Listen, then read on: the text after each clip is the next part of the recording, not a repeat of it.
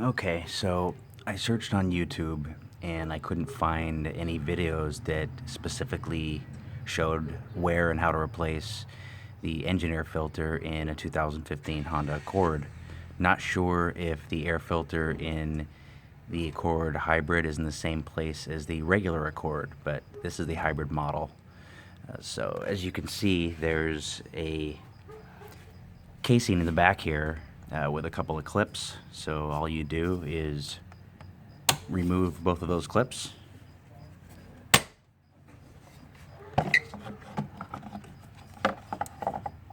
Remove it, and there's your air filter.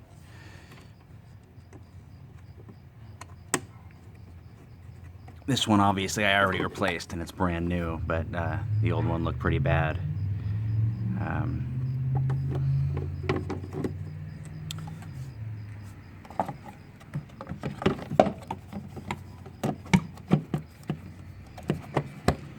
Goes back real easy. Clips go back. Nothing to it. All right. Hope this helped.